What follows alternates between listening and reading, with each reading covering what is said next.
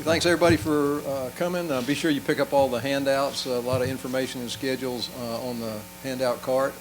Also, there are a couple of open periods of practice today. We'll gather everybody up on the second floor, probably somewhere around 3 or a little after, and take you down. Okay. Claude, what year number is this for you? Claude? Probably 38 or 9, something like that. Just want to thank Claude for all he's done and what a tremendous job he does. The best in the business. I thought it was 40. It's 38 or 39, huh? Don't add any over. Okay, that's good. First of all, excited to be here. You know, it's different every year. You do this, every team's different, but with the rules in college football in place, we're able to do more and more in the summer with countable athletic activity. So these kids have been here working. These kids have been here working hard. So our strength and conditioning staff, I think, does a tremendous job with these guys, pushing them, making it fun at the same time, and getting them to work hard. But our kids know we've started meetings, you know, had some administrative stuff last night and had some reporting stuff. So it's really good to get around the guys. They've got a lot of energy, and it's fun for our coaching staff to be around this group. They've done a tremendous job responding, done everything we've asked them to do, and we've challenged them. You know, this is going to be a tough physical camp, which all of them are. And I tell the players all the time, what's going to separate us from 13 other SEC teams is what we do between now and the first game. We're not preparing for Austin Peay. We're not preparing for South Carolina. We're not preparing for Auburn or anybody else on our schedule. We're preparing for us right now. And we've got to do a great job this camp of understanding the areas we got to improve on and being very demanding and making sure everybody understands the standard that was set last year with the practice habits and the effort and the energy. And I really think our players are buying into that. Now, who the leaders are, y'all are going to ask me that 100 times. I don't think that's come all the way out yet. You certainly have players that you want to put in that position, but we've got so many competitions at each position that I don't think that a starter has to necessarily lead. Leaders lead, and if you're good enough to play, you're old enough to play. So it's not like we come in here and say, young guy can't be a leader. A good player or an average player can't be a leader. We need leadership from everybody. We need guys that aren't afraid to confront and demand. We sent guys across this front row when we have team meetings, and we challenge guys to talk, because I think it's really important that you get comfortable being uncomfortable. And we've said that so many times in this organization, but it's hard for these players to confront and demand of each other, and that's what we're going to ask them to do in camp, and we're going to put them in some tough situations. I'm excited about the young guys on the team, just being around them since we've been around this summer. A lot of energy, a lot of enthusiasm, and that makes me excited. We got 110 guys in camp. Thank goodness the NCAA has given us from 105 to 110, so that gives us 5 more, whether it's position players, maybe another punter, maybe another kicker. Those things are exciting to have those extra guys come in and be able to work with us. I'm going to update you guys on some injuries, because I'm sure you guys will ask about these guys and kind of where they are to hopefully answer some of your questions before their questions. But Jaden Hunter has a little bit of a hamstring, so he'll be a little limited. You'll see him out there. He'll work, but he's not going to be able to do everything 100%, and we hope to get him back soon and have him work with us. Zamir will be full go with a protective brace. He'll have his brace on, but we'll just have to monitor his volume. But he's not going to be limited in any way. He should be able to do all drills, and he's just gaining confidence on that thing on his knee, but the brace will just help him with that. Aziz, who we know underwent surgery in the offseason, he's doing well. He's cleared for everything but contact as of now. He won't have true contact, but as far as you guys see an individual, he'll be cleared to do everything. Devad's actually progressing really well. He'll be able to work into practice as the season progresses. We're excited about the progress he's made. He's a really competitive guy and wants to jump out there and do everything he can. D'Angelo Gibbs is fully cleared with his shoulder. So he's able to do everything. Terry Godwin's got a little bit of a minor issue with his left knee. It's small, it's minor. He'll be limited, but I know you guys will make a big deal out of it, and every one of you sending out a message right now about it, I'm sure. But he's fine. He just won't be able to do Indy and some things today. We're going to hold him out of that. And then Jake, he's healing really well. He'll have a splint on when you're out there, but it's just a precautionary splint. You probably wouldn't even notice it if you weren't zooming in on it from 100 yards away trying to get a picture of it. But he's fine. He'll be able to do everything we need him to do. But with that, I'll open it up for questions. Coach, just kind of follow up on Zamir White a little bit, and this is his road recovery. I mean, we saw him back in the spring. It looked like he was already doing some things that maybe caught some folks off guard, but just how he kind of went through this whole process, and he's fully cleared to do everything right now. Yeah, he's fully cleared to do everything right now. I mean, he's in a very similar situation to when I arrived with Nick Chubb. I mean, he went through spring, and it kind of reminded me of Chubb, where, y'all saw Nick out there doing things that first spring back. He was able to do some ball handling, do some things like that. That's kind of where Zamir's been. He did a very similar protocol to what Nick did, whether it was karate, did a lot of things getting on the ground on mats, learning to fall again, getting confidence in his knee, and that's been a big part of his rehab. I mean, if anything, at this point, I would say he's ahead of where Nick was his junior year, because his injury was not quite as significant as Nick's was at the time. So been very pleased with that. He understands things. He was able to get a lot of mental reps in the spring, but he's cleared to do everything. I think the big issue there is not necessarily is he cleared, it's what kind of volume can he handle. Can he handle 7,000 yards on our GPS at practice? I don't know. We've got to monitor that and see where he hits each day and make sure we bring him back at the right pace. Coach, what will be y'all's approach to the redshirt rule and handling, like candidates like Zamir might be held out for, under 4 games? Yeah, I keep hearing the question, and I keep hearing other coaches answer it and everybody answer it. I really don't think that it's that hard. If a player can help you win, there's no strategic advantage to it. The advantage is if you get to the end of the season and you're depleted in an area, it gives you the luxury of playing a kid and him keeping his red shirt. But I think a lot of people don't study the end game. The end game is all these kids' senior year. So if a kid plays the last 4 games, and let's say he plays all 4 of those games, and then we say we're going to redshirt him, and then he still has 4 years of eligibility, right? I think after his 3rd year of that eligibility, he will have been here 4 years. The guy's going to have graduated, hopefully, have an opportunity to go to the NFL, or maybe if he's not good enough to play or he's been surpassed, he may be looking to transfer or leave. So I don't see many of these guys playing 4 games and then playing 4 years. Because if you look right now at how many players are here 5 years, it doesn't happen that often. It just gives you the luxury when you have injuries of being able to take advantage of those and say, you know what, this kid hasn't played, but we need him to play now, so he's going to come in the game and be able to play and not cost him a season. But most guys, after they've been here 4 years, been in the program 4 years, you're not seeing a lot of 5th-year seniors, at least not in our case, where that's a major factor. But we'll take it into consideration, and if guys can help us win, we believe in playing them. We don't sit here and say we're going to redshirt them or not redshirt them. Kirby, you mentioned you're excited about some of the young guys, the signees that are going to be on the practice field for the first time.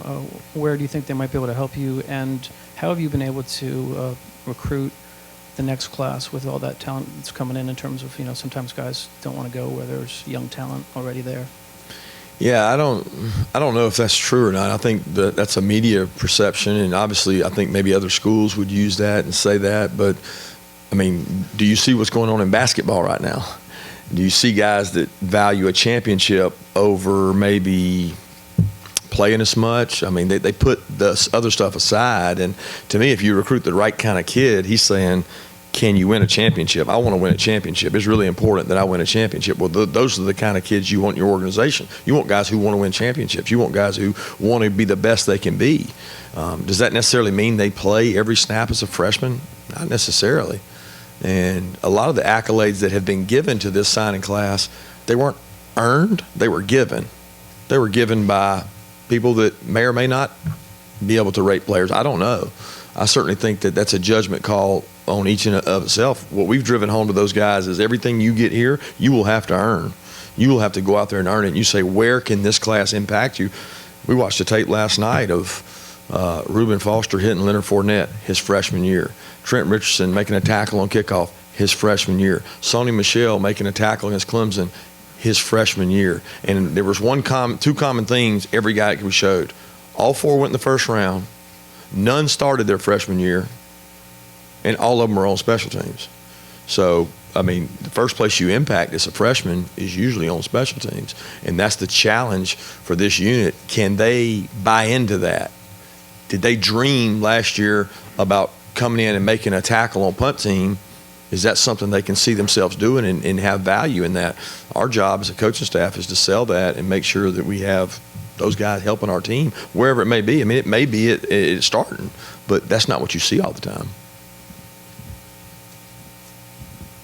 Kirby, on Demetrius Robertson, there have been some guys who it would appear to be similar situations have been cleared recently. Has that left y'all more optimistic, and where do you think things stand with him right now? Yeah, I figured that one was coming because I've seen some of our competition have guys. I think it would be presumptuous to think that makes it better for us because it's handled in a case-by-case basis with the NCAA. So each one of those cases would have been independent of his because each one of them would be based on that student-athlete situation.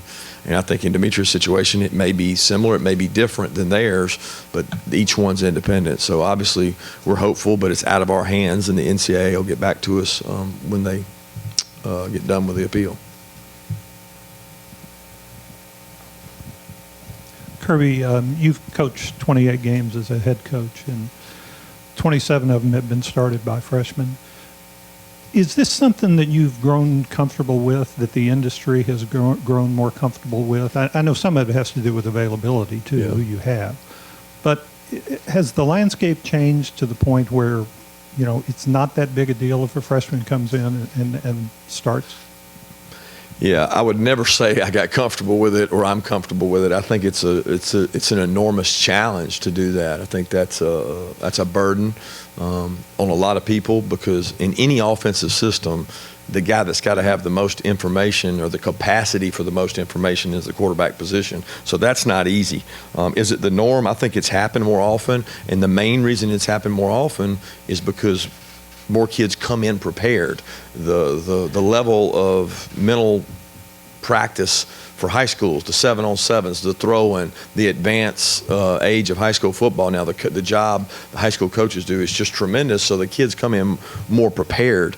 But never would I say that you're more comfortable with it. I don't think any head coach that tells you they're comfortable with that is going to be telling you the truth, because experience is valuable, and I think experience pays off. But I certainly know that there's talented enough players to come in and take over a team and command leadership. And one of ours it happened kind of naturally, then the other one was forced. So for two different situations, we've had a freshman, and that's something that a lot of coaches are having to deal with across the country. And each year it's probably going to be more and more prevalent as kids transfer and move, because you don't find the guy willing to come in and play like Hudson Mason did. You don't find the guy willing to wait his turn and play like A.J. McCarron did. They're more often gone.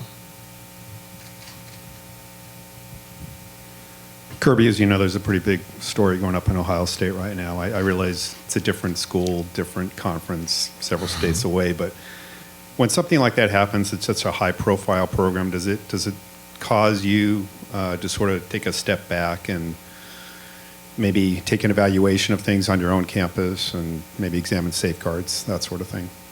Yeah, first of all, I think we do a tremendous job here of policies and procedures, of understanding what to do. And if you don't know, you ask.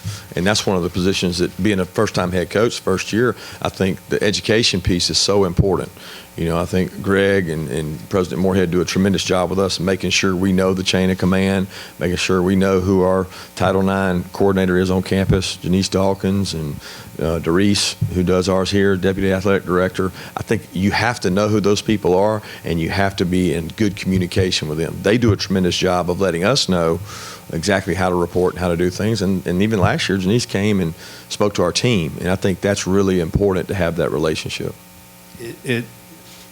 In college sports, it's not the typical scandal, sort of like Penn State. It's typical scandals are, cheating, paying players, grades, whatever. This is so different. So, It's the world we live in, though. It's the world we live in. Well, I was going to say, so as a head coach, realistically, what can you do? Do you suddenly find you have to know every single thing about your staff's personal life? And do you want to know everything? And hypothetically, if you're in that situation, as Zerbenmeyer was, what do you do? Because this is so different from really most of what we've done. Yeah, I'm not going to do hypotheticals, unfortunately. Okay. But I think the biggest focus for us is obviously to be on practice one. I know where you're headed, and I get it, but it's not a topic right now for me. What I feel really comfortable with is the structure we have here, the organization we have here, the leadership we have here, and the ability to communicate across the board really makes it good for us. But we're really worried about practice one right now. Yeah, hey Kirby, there's another coach has famously referred to positive press as rat poison. What is your antidote to that? To positive press? To the positivity and the complacency that it might breed. My antidote is practice, because I think if you ask our players, there's no accolades being given out there at practice unless they do it exactly right every time. But I think the remedy is a standard of excellence that is not adhered to based on results. So we're not going to look at what the media or some outside source or what aunt, uncle, grandmom say about me. We're going to do it based on how we perform in practice. And if we practice to that standard and that level of energy, then there'll be pats on the back. If not, then we're going to try to demand excellence as our staff, and you hold people accountable. And the best teams are the ones that we don't have to do that. The players do that, and that's probably the best way to handle it. Coach, is there an update on the status of Patrick, the linebacker? I know he's been a guy that's kind of been in and out of the doghouse. Where's he at as far as competing for this? Yeah, Natrez's done everything we've asked him to do. He's really worked hard this offseason. I'm proud of the progress he's made, and again, all decisions in that matter will be handled internally. Coach, obviously Jake Fromm did what he did last year. Based on that, is there any realistic scenario, barring injury or something like that, that you see that Justin Fields could actually outperform him in these 4 weeks of practice and unseat him as the starter, or is that even